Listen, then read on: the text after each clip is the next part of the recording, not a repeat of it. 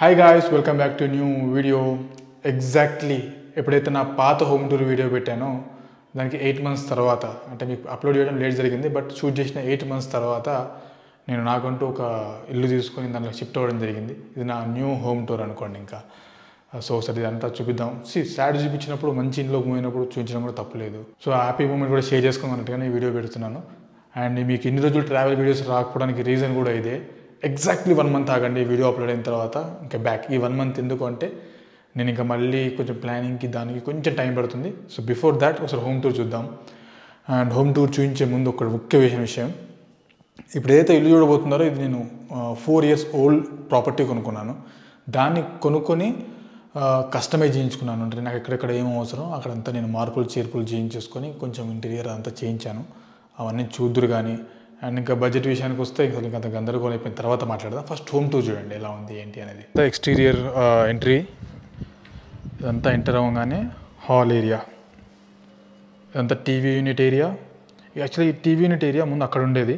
మీకు old pictures old videos కూడా screen పైన డిస్ప్లే అవుతుంది. ముందు ఎలా ఉంది తర్వాత ఎలా మోడిఫై చేసాం అదంతా కూడా. అండ్ ఇక్కడ సీటింగ్ సెట్ చేసుకుంటాను. ఇంకా టీవీ అండ్ ఇది సోఫా, డైనింగ్ మనకు సరిపోతుంది. చిన్న పార్టీషన్ లాగా యాడ్ చేశాను. అండ్ ఇక్కడ కూడా అంత రూఫ్ లైట్ అంతా కూడా ముందు కొంచెం డిఫరెంట్గా ఉండింది. అంతా మార్చేసి ప్లెయిన్గా పెట్టించేసాను. ఇక్కడ ఒక శాండ్లియర్కి లాగా లేటెస్ట్ మోడర్న్గా వాడేసాను అంతా కూడా. దానికి కొంచెం సెట్ అయ్యేలాగా ఫ్యాన్ కూడా తీసుకున్నాను. ఇక్కడ డైనింగ్ కొంచెం సర్కిల్లో అనుకున్నాను బట్ కొంచెం లాస్ట్లో మార్పులు చేర్పులు చేసి ఇలా వచ్చేసింది. సో ఎగ్జాక్ట్గా టీవీ యూనిట్ ఏరియా ఇలా ఉంటుంది. అండ్ ఇక్కడ డైనింగ్కి వాడుకోవచ్చు. అండ్ ఇదంతా కూడా క్రాకరీ యూనిట్.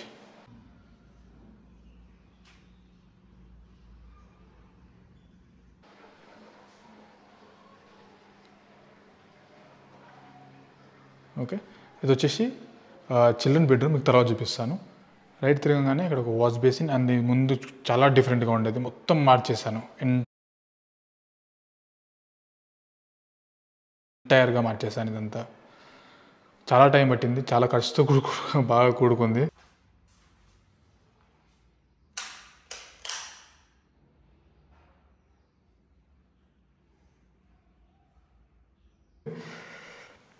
అండ్ ఇది వచ్చేసి మాస్టర్ బెడ్రూమ్. దీన్ని కూడా మొత్తం వ్యూ అంతా మార్చేసాను. ఇంతకుముందు ఏంటంటే కిటికీలు ఇంతకుముందు చెక్క డోర్ వచ్చేవి కూడా అట్లా ఓపెన్ టైప్లో. సో ఉంటే అవి కూడా మొత్తం డిస్మాంటిల్ చేసేసి ఇప్పుడు 2.1 వస్తున్నాయి కదా స్లైడింగ్, ప్లస్ మెస్ట్ డోర్ కూడా ఉంటుంది, అది పెట్టించేసాను. ఇది మాస్టర్ బెడ్రూమ్కి. అండ్ ఈ డోర్స్ కూడా అన్ని స్లైడింగ్ పెట్టించాను. సో దట్ మనకు ఓపెన్ చేసినప్పుడు మళ్ళీ బెడ్రూమ్లో స్పేస్ అంతా ఆక్యుపై అయిపోతుంది అన్నట్టుగా పెట్టించేసాను. ఇది పాత ఏసీ, మన పాత ఇంట్లో ఉన్న AC as it is. And ఇది వచ్చేసి వాష్రూమ్ అటాచ్డ్. ఇది మొత్తం ఎంటైర్ వాష్రూమ్ డిస్మాంటిల్ చేసేసాను. టైల్స్ కానీ వాటర్ ప్రూఫింగ్ చేసేసి అండ్ ఇక్కడ కమోడ్స్ కానీ మొత్తం మార్చేసాను. అన్నీ నాకు నచ్చినట్టుగా నేను మార్చేసుకున్నాను మళ్ళీ, ఇంక్లూడింగ్ డోర్తో సహా అన్నీ కొత్తవి ఇక్కడ బెడ్రూమ్స్లో కూడా. అండ్ ఇది ఇంకో కామన్ బాత్రూమ్. ఇది కూడా మొత్తం చేంజ్ చేస్తాను. Okay, and the main part is ఇదంతా కిచెన్ ఏరియా. ఇది ఎలా ఉంది చెప్పండి, బాగుంది కదా, చాలా నచ్చింది నాకు ఇది డిజైన్ అంతా కూడా.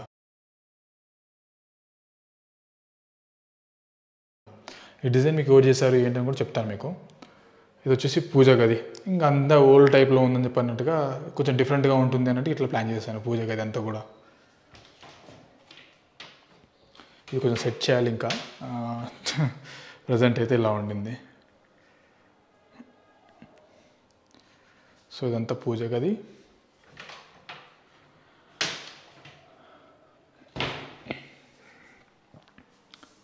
ఇది కూడా గ్రానైట్ మార్బుల్ లాంటిది కాకుండా సింటర్డ్ స్టోన్ అని ఉంటుంది, అది డిఫరెంట్గా అది వాడేసాను మొత్తం.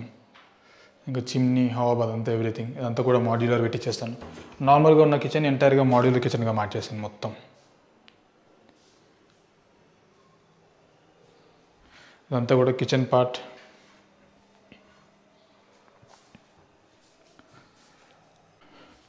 అండ్ కిచెన్లో కూడా ఇంకోటి ఏంటంటే చూపించలేదు మీకు, ఎవ్రీథింగ్ అంతా కూడా హ్యాండిల్స్ లాంటివి ఏం కాకుండా ఇట్లా పుష్ టైప్లో పెట్టించేసాను. పుష్ లాక్ అంతా కూడా. హ్యాండిల్స్ ఏంటంటే మనకు బయట కొంచెం లుక్ని డిస్టర్బ్ చేస్తాయేమో ఆర్ ఇక్కడ ఏదైనా హ్యాండిల్స్ బయటకు రావడంతో మనకి ఏమైనా కాళ్ళకి ఏమైనా తగులుతాయి అన్నట్టుగా కూడా అంత ఇంటీరియర్లో సెట్ అయిపోయేలాగానే ప్లాన్ చేసుకున్నాను. ఇట్లా హ్యాండిల్స్ రావడం అదొకటి. హాబ్ని కూడా దాంట్లో సెట్ చేసేయచ్చు. బట్ నేనేంటంటే హాబ్ అట్లా సెట్ చేసిన ఇబ్బంది అవుతుందేమో చూద్దాంలే తర్వాత అన్నట్టుగా ఇది తీసుకోవడం కూడా 2-in-1 తీసుకున్నాను. హాబ్లో అంటే అయితే మనం దాంట్లోనే ఇన్బిల్ట్ సెట్ చేసుకోవచ్చు టేబుల్ టాప్ లాగా, ఆర్ లేదంటే బయట కూడా పెట్టుకోవచ్చు.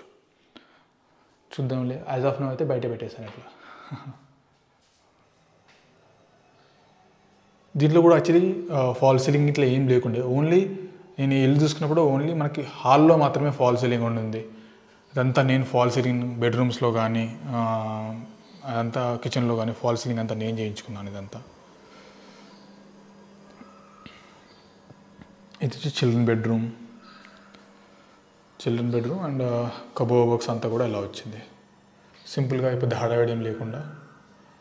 కలర్స్ కూడా పెద్ద నేను ఎక్స్పెరిమెంట్ ఏం చేయలేదు. యాజ్ పీస్ఫుల్గా ఉండాలి ఎన్వైరన్మెంట్ వచ్చిన తర్వాత అన్నట్టుగా ఇట్లా మెయింటైన్ చేయడం జరిగింది. ఇదంతా క్రాకరీ ఇందాక వచ్చినట్టుగా. కాకపోతే ఇక్కడ మార్బుల్ పాలిషింగ్ కూడా చేయించాను. అంతా వచ్చినప్పుడు ఇక్కడ యాసిడ్ పడి అదంతా చాలా అంటే గందరగోళంగా ఉండింది. పాలిషింగ్ తర్వాత మంచి లుక్ వచ్చింది. సో ఎలా ఉంది ఇల్లంతా కూడా. సో ఇక్కడ కూడా మనం అక్కడ డైనింగ్కి చిన్న మారుస్తాం, తర్వాత డైనింగ్కి వస్తుంది. ఇక్కడంతా కూడా మనం షూ ఐటమ్స్ ఏమైనా పెట్టుకోవచ్చు. ఇందాక చెప్పినట్టు మల్టీపర్పస్ మన క్రాకరీ కానీ ఏమైనా టోస్టర్ లాంటిది కానీ ఇంకెందుకైనా కూడా వాడుకోవచ్చు ఇది. సో చూసారు కదా ఎలా ఉంది ఇల్లంతా కూడా. ప్రతి ఒక్కరికి డ్రీమ్ ఉంటుంది ఒకటి, ఒక కంఫర్టబుల్ మన ఇంటికి రాగానే ప్రశాంతంగా టైం స్పెండ్ చేయడానికి ఇలాంటి ఇల్లు ఉంటే చాలరా అని చెప్పి. సో నాకు కూడా ఆ డ్రీమ్. ఏదో ఒకటి చేసి ఇంక ఇల్లు చూసుకున్నాను. చెప్తాను చూడండి అసలు టార్గెట్. ఆ పాతిల్లు అమ్మేసిన తర్వాత అందులో నుంచి more than 50% of the amount నాకు పాత డెబిట్స్ క్లియర్ చేయడానికి పోయింది. నా దగ్గర మిగిలిన ఆ 50% అమౌంట్కి ఈ ఉన్న తెలిసిన రియల్ ఎస్టేట్లో వాళ్ళు వీళ్ళు అంతా కలిసి ల్యాండ్ రేట్లు అన్నీ పెంచేసరికి మనకు ఇక్కడ ఏం రావట్లేదు, అసలు చిల్లర కూడా రావట్లేదు. అంటే ఒక 100 గజాల స్థలం కూడా కొనుక్కోలేకపోతున్నాం.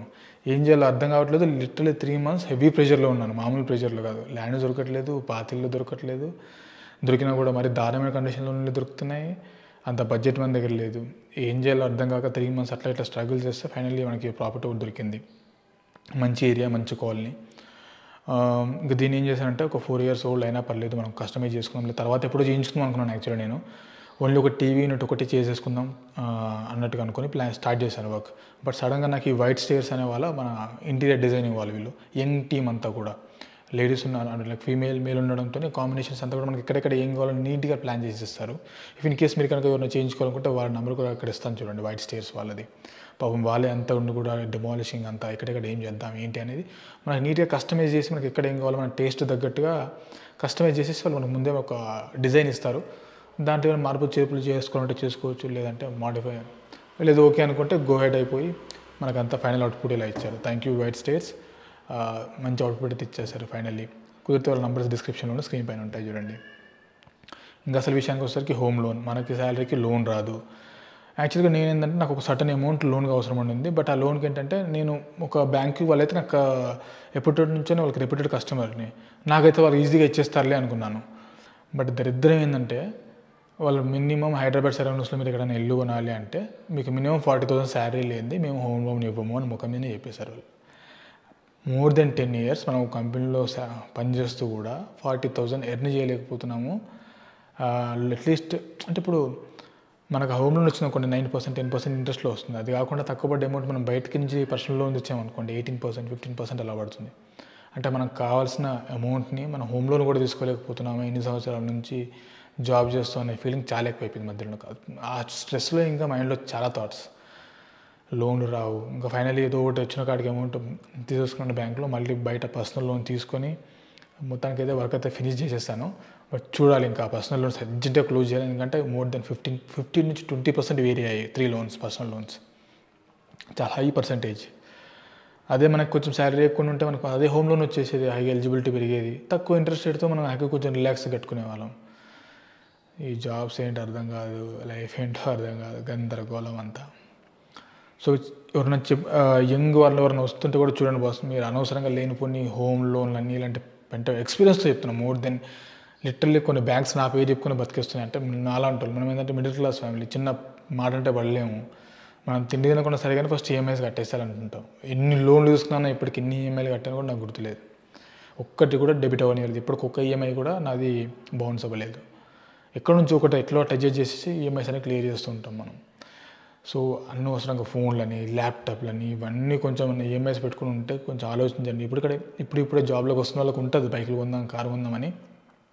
బట్ ట్రస్ట్ మీ, తర్వాత హెడ్ఏక్స్ మామూలుగా ఉండవు.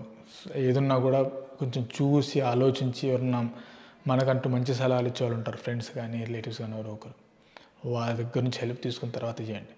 ఈ ఇల్లు కొనేటప్పటికి నాకు రిజిస్ట్రేషన్ టైంకి నాకు సర్టన్ అమౌంట్ కూడా తక్కువ పడింది. మళ్ళీ ఏం చేయాలో అర్థం కాదు. పర్సనల్ లోన్, హోమ్ లోన్ తీసుకున్న తర్వాత కూడా సర్టన్ అమౌంట్ తక్కువ పడితే మళ్ళీ ఇంకా రిలేటివ్స్ గురించి మనం చెప్పనవసరం లేదు, దానికి రెడీగా ఉంటుంది. కానీ ఇలాంటి విషయాలు సలహాలు మాత్రం వెయ్యిస్తారు, డబ్బులు మాత్రం ₹1 అయ్యాడు. ఇంకా ఫ్రెండ్స్ విషయానికి వస్తే అంటే నిజంగా వాటికి హెల్ప్ చేద్దాం అనుకున్న వాళ్ళ దగ్గర డబ్బులు ఉండవు. మనకి హెల్ప్ చేసే స్టేజ్లో ఉన్న వాళ్ళు మనకి హెల్ప్ చేయరు. సో మనకు లిటరల్లీ ఆ అమౌంట్ కూడా నాకు మొన్న పరిచయం, అంటే ఒక 6 years బ్యాక్ నాకు జిమ్లో పరిచయం అయిన ఫ్రెండ్ తను అన్న అని చెప్పి ఇచ్చాడు. తర్వాత విత్ ఇన్ 1 month వేరే లోన్ తీసుకుని ఆయన క్లియర్ చేస్తాను. అట్లుంటుంది. రిలేటివ్స్ కానీ ఫ్రెండ్స్ కానీ బీ కేర్ఫుల్. ఫ్రెండ్స్ రిలేటివ్స్ని కొంచెం ఆచితూచి మెయింటైన్ చేయండి. మెయింటైన్ చేయడం అంటే మనం మంచిగా ఉన్నప్పుడు మన వెనకాల తిరిగేటోళ్ళు, మనం కొంచెం సిచ్యువేషన్ బాగాలేకపోగానే ముఖం మనం చూసి అంజానంతా చూసి చూడనట్టుగా పారిపోయేటోళ్ళు మనకొద్దు. సిచ్యువేషన్ బాగున్నప్పుడు ఎలా అయితే మనతో ఉంటారో, సిచ్యువేషన్ బాగాలేనప్పుడు కూడా అలా ఉండేటోళ్ళు మాత్రమే మన చుట్టుపక్కల మెయింటైన్ చేయండి. మిగతా వాళ్ళతో హాయ్ బాయ్ వరకు పెట్టుకోవడం, అంతగా హాయ్ బాయ్ వరకు మెయింటైన్ చేయండి చాలు, అంతకుమించి అస్సలు వద్దు. ఓకే, అది హోమ్ టూర్ అయితే. ఇంకొంచెం చిన్న చితక షిఫ్టింగ్కి నాకు కొన్ని రోజులు టైం పడుతుంది. షిఫ్టింగ్ అయిపోయిన తర్వాత మళ్ళీ ప్లానింగ్కి కొద్దిగా విత్ ఇన్ 1 monthలో అన్నీ సెట్ చేసేసి మళ్ళీ ప్లానింగ్ ఇవన్నీతో travelling it is as it is వస్తూనే ఉంటాయి. ఇంకా హోమ్ టూర్కి వెళ్ళి పెట్టడం ఫస్ట్ నాకు ఇష్టం లేదు, బట్ ఒక బ్యాడ్ యాంగిల్ చూపించాను మన ఇల్లుది, పాజిటివ్గా కొత్తకి వచ్చాను, ఇది కూడా చూపిస్తే బాగుంటుంది అన్నట్టుగానే ఈ వీడియో పెట్టడం జరిగింది. So that's it. Most probably next వీడియోలో మళ్ళీ వెళ్దాం. That's it.